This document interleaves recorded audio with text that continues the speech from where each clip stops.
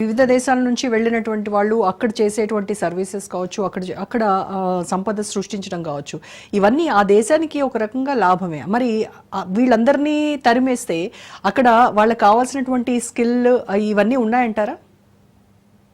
ఒక రకంగా చూస్తే ఇది మనం అర్థం చేసుకోవాలి. స్కిల్ అంతా అయిపోయింది, వాళ్ళు ఎమోషనల్ అయిపోయారు, మన స్థలాలన్నీ వాళ్ళు తీసేసుకున్నారు, ఇంకేం లేవు అని ఫీలింగ్ అవుతున్నారు. కానీ వాళ్ళు ఏం చేయలేక లోకుగా దొరికిన వాళ్ళని అటాక్ చేస్తారు, దొరకని వాళ్ళని వదిలేస్తారు. ఇవాళ జర్మనీలో ఏం చేయగలిగారు? 50 సంవత్సరాల క్రితం గెస్ట్ వర్కర్స్ అని పిలిచారు టర్కీ నుంచి.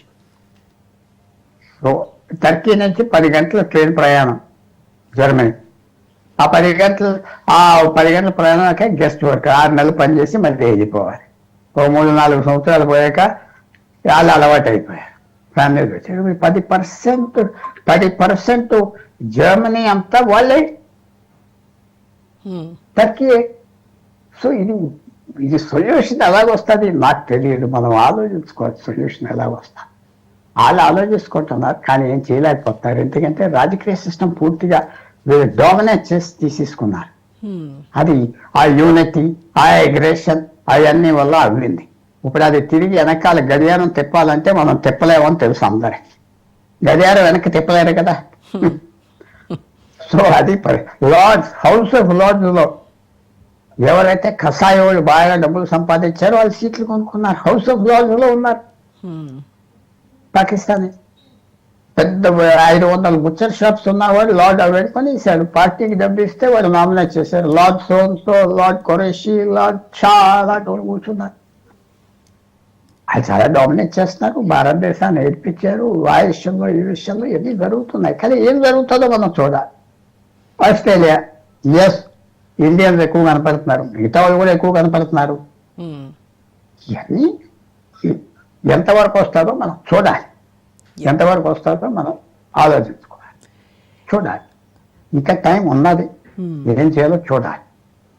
ఇప్పుడు లండన్లో ఈ యునైట్ ద కింగ్డమ్ ర్యాలీ ఏదైతే ఇది అంటే చూస్తుంటే లార్జ్ స్కేల్లోనే జరిగినట్టుగా కనిపిస్తూ ఉంది. అయితే రాబిన్సన్ దీని ద్వారా ఏం అచీవ్ చేయాలనుకుంటున్నాడు అంటారు? రాబిన్సన్ నెక్స్ట్ ఏమంటాడో చూడాలి. వచ్చిన వాళ్ళు తిరిగి దిగి అక్కడ ఉన్న వాళ్ళని పంపించలేదు, అయిపోయింది. కొత్త వాళ్ళు రాలేకుండా చేయాలి అంతే. అక్కడ ఏమన్నా ఇప్పుడు నేను ఒకటే టార్గెట్ మీకు ఇచ్చా, లండన్ మేయర్ని ఏమన్నా చేయగలరా? లండన్ మేయర్ డొనాల్డ్ ట్రంప్ కూడా వాడిని తిట్టాడు. లండన్ గురించి వచ్చి పరికిరాలు పాస్ చేస్తాడు, ఆ ఇష్టం వచ్చినా తిట్టాడు. కానీ తీయలేరు కదా, మీరు తీయలేరు కదా. సో ఏం చేస్తాడు చూడాలి. రాబిన్సన్ ఏమంటాడు? అది ఆఫ్ చేయాలి, ఇది చేయాలి అంటాడు. అతను వెళ్ళిపోయాక ఎవడు అయిపోయింది కదా. సో అది టైం వాళ్ళ పక్కన ఉన్నాయి, టైం అలాగ 20, 30, 40 సంవత్సరాలు ఆ ఇమిగ్రేషన్ తక్కువైనా చేస్తే కంట్రోల్లో వచ్చేస్తారు. ఆ సిస్టమ్ని ఎక్స్ప్లోర్ చేస్తున్నాం, డెమోక్రసీ. కరెక్ట్. అయితే ఈ రాబిన్సన్కి అమెరికన్ రైట్ వింగ్ గ్రూప్స్తో కనెక్షన్స్ ఉన్నాయి అని అంటున్నారు. అవి ఏమైనా ఈ బ్రిటన్ పాలిటిక్స్ పైన ఇంపాక్ట్ చూపించేటువంటి అవకాశం ఉంటుందా?